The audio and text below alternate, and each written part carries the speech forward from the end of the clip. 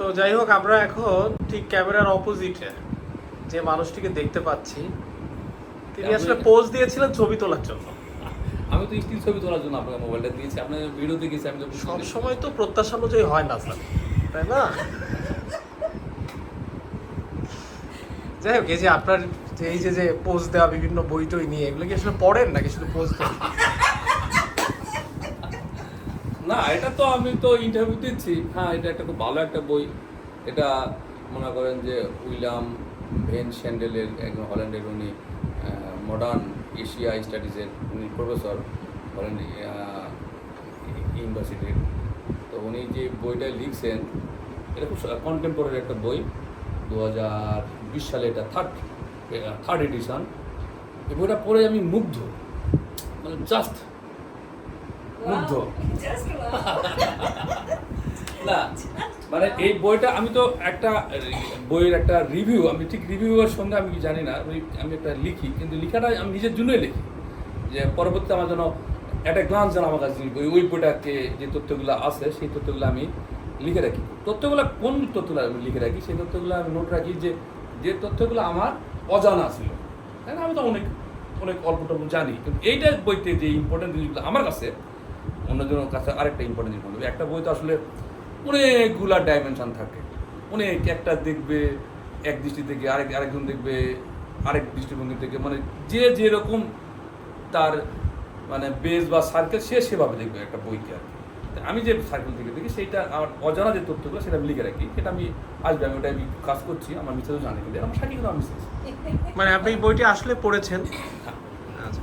না, যদিও স্যার আসলে প্রত্যেকটা বই এটার ব্যাপারে আমি প্রুফ দরকার, আমি যেটা বলি যেটা করি সেটাতে আমি 100% কিন্তু অথেন্টিক আর কি। এটার ব্যাপারে আমার সাক্ষী সবুত যদি থাকে, আমার মিসেস আমার ছেলে সাক্ষী দিবে, সমস্যা নেই। যাক, এখন এটা হতে পারে আপনি যে আরডিএতে এসেছেন, এই যে নতুন পরিবেশে এসেছেন। বইটা কোথায় পড়ছো সেটা বলো। ও বইটা হ্যাঁ। না না, বইটা তো পুরোটাই শেষ। তুমি কোথায় এসে বইটা পড়ছো? ও বইটা আমি চলে আসছি বগুড়া আরডিএতে, রুরাল ডেভেলপমেন্ট একাডেমিতে আসছি আমরা। এখানে আশিক আছে, ইমদাদ আছে, তারা 41তম বিসিএস এর স্মার্ট কর্মকর্তা। 40 স্যার, 40। সরি, অ্যাকচুয়ালি বলে নতুন আসছে তো 41, ওটা আপনার মাথায় এখন। হ্যাঁ রাইট, নতুন দিন তো জয় হয় সব জায়গায়। জি জি। আপনার পুরাতন ওল্ড। তো আপনার 40-এর এফটিসি ফাউন্ডেশন ট্রেনিং এখানে হচ্ছে, সেই জন্য আমার খুব একটা ইচ্ছা ছিল না এইসব মানে পশ এরিয়া টেরিয়া এড়িয়ে চলে, মানে আরেকটু বস্তি এলাকায় যেতে ইচ্ছা। না, যাক, ধন্যবাদ স্যার। অজান্তেই স্বীকার করে নিয়েছেন কিনা যে আমরা আসলে একটা পশ জায়গায় ট্রেনিং করছি। হ্যাঁ, তো ভালো এটা। ওর খালি বস্তি এলাকায় যেতে ইচ্ছা করে। না না না, নট লাইক দ্যাট। এটা কোনো না, না, না, পশ না, একটা সরকারি প্রতিষ্ঠান, এরকম অবশ্যই, কিন্তু standard এবং গুলো এটা পাওয়া এটা একটা সরকারি প্রতিষ্ঠান, আমি হ্যাঁ, আই রেসপেক্ট দ্য এরকম ইনস্টিটিউট। standard গুলো পাওয়া এবং ব্যাপারটা হলো যে এইসব জায়গায় আসলে আবার যেমন একটা লাগে, রেফারেন্স লাগে। আমি তো হুটহাট করে ঢুকতে পারি না, মানে আমি সেসব জায়গায় পছন্দ করি যেসব জায়গাগুলো inclusive, not exclusive. That is the point.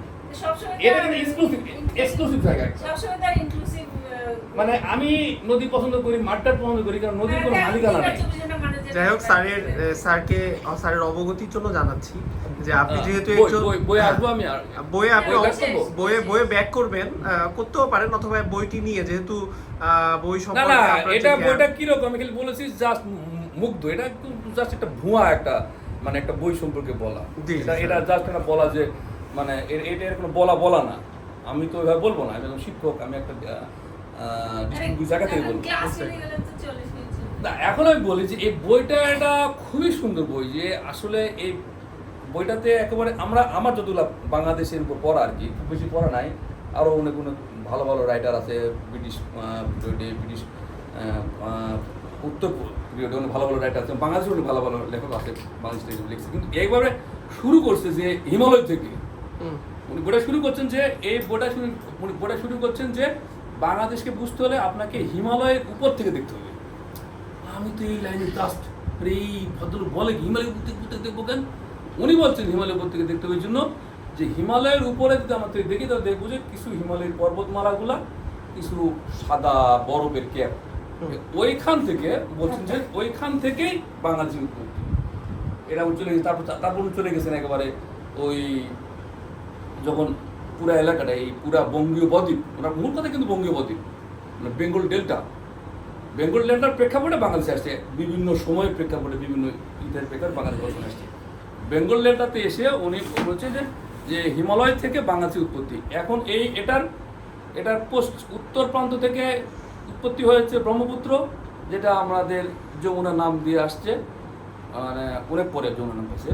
আর আরেকটা হচ্ছে যে দক্ষিণ প্রান্ত, ওই প্রান্তটায়, যেটা থেকে গঙ্গোত্রী, মানে গঙ্গোত্রী হিমবাহ, হ্যাঁ, গঙ্গোত্রী হিমবাহ, গঙ্গা তো অনেকগুলো ধারা, গঙ্গা স্যার। উৎপত্তি অনেক গঙ্গা, যে এটা এসে এই যে ডেল্টাতে যাচ্ছে, মানে ডেল্টা গঠন হচ্ছে, এটা থেকে বাংলাদেশ আস্তে আস্তে আস্তে আস্তে কীভাবে জন্মগ্রহণ করলে বাংলাদেশ এই যে হিমালয় এবং বঙ্গোপসাগরের যে একটা ক্রস রোড, এখান থেকে পূর্ব দিক থেকে, মানে এখানে ওই পূর্ব দিক থেকে মানে মঙ্গল, মানে বর্মন তিব্বত, বার্মা তিব্বত যে জনগোষ্ঠী ওরা আসছে, আবার ওই দিক থেকে পশ্চিম দিক থেকে আসছে আর্যরা আসছে প্রথমে, তারপরে আরও আসছে মানে তুর্কিরা আসছে, পারস্যিয়ানরা আসছে, মুঘলরা আসছে, মানে পাঠানরা আসছে, তারপরে আরও আগে আসছে দ্রাবিড়রা।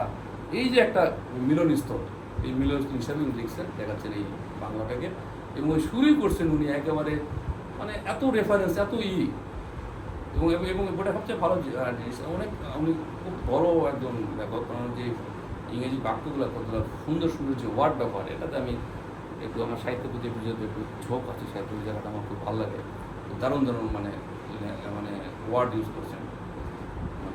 মানে স্যার উনি তো ইংরেজি সাহিত্যেরই মানুষ খুব সম্ভবত, নাকি উনি কোন দেশীয় স্যার? উনি তো হল্যান্ডে, উনি আসলে ডাচ, ইংলিশ সাহিত্য, কিন্তু ওদের তো আসলে ইংলিশটা অনেক, ওদের তো আসলে লেখাপড়ার দিকটা খুব বেশি। এবং উনি পরবর্তী আমার এক বন্ধু কমেন্ট করছে, ও হলো পটুয়াখালী বিশ্ববিদ্যালয়ের টিচার, আমার বন্ধু, ও বলছে না উইলিয়াম ভেন স্যান্ডেল ওর অনেক বইটি আছে। পরে আমি অনেক ঘাটাঘাটি করে দেখছি, ওনার এই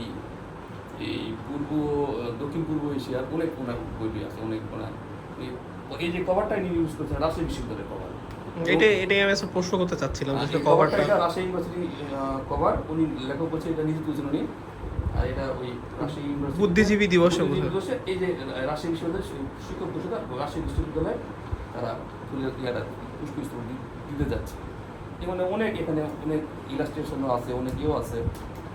আর বলতে যায় অনেক অজানা জিনিস জানছি এখানে, এটা বলতে গেলে। বইটি কি স্যার সবার জন্য পাঠ্য কিনা, মানে সবাই পড়তে পারবে? এখানে উনি বলছেন বইটা হলো একেবারে বাংলাদেশ ট্যুরিস্ট, এখানে বলছেন ট্যুরিস্ট, তারপর ট্যুরিস্ট মানে ট্রাভেলার, তারপরে এক্সপার্ট, তারপরে স্টুডেন্ট এবং স্কলার স্কিলের জন্য আমরা পারবো। উনি বলছেন যে ডিপলি উনি জান নাই কারণ এখন, কিন্তু উনি বলছেন যে এটা করবে, এবং পজিটিভলি বাংলাদেশকে উনি দেখছেন, ভালো লাগছে আমার, এবং খুব ডিটেল এবং অনেক উনি রেফারেন্স দিচ্ছেন যে জিনিসগুলো আসলে মানে জেনারেলাইজটা উনি করেনি, যে জায়গায় উনি বলছেন সে জায়গায় ওই ওটা সুন্দরভাবে দিয়েছেন। তার মানে স্যার বইটি রচনার ক্ষেত্রে উনি হয়তো অনেক পড়াশোনা এবং স্টাডি করেছেন, হ্যাঁ অনেক বেশি পড়াশোনা করেছেন।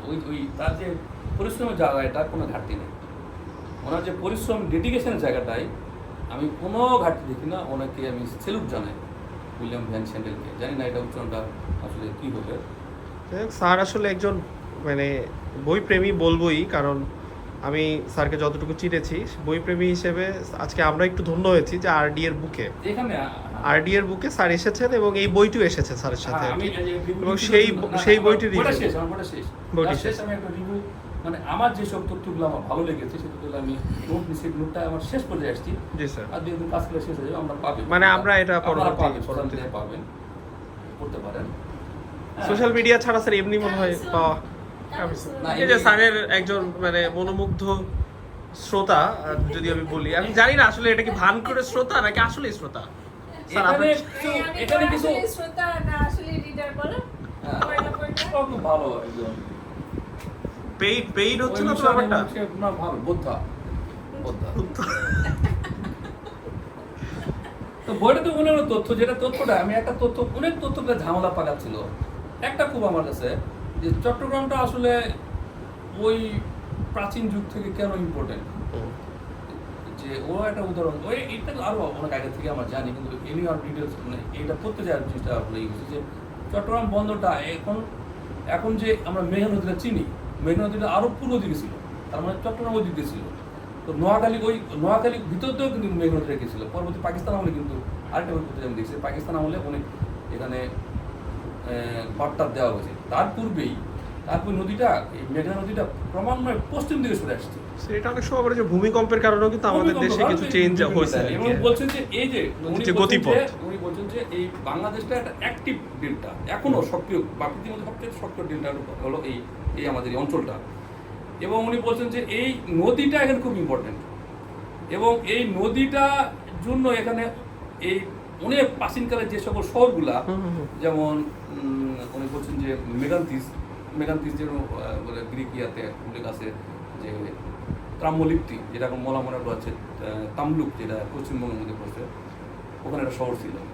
তারপরে আরও যে শহরগুলো ছিল, যেমন আমাদের এই শহরগুলো কিন্তু নাই হয়ে গেছে। কেন নাই হয়ে গেছে? আমরা শহরগুলো পাই না, কারণ এই মানে নদীগুলা ওই জায়গায় নাই, ফলে ওই শহরটাও নেই।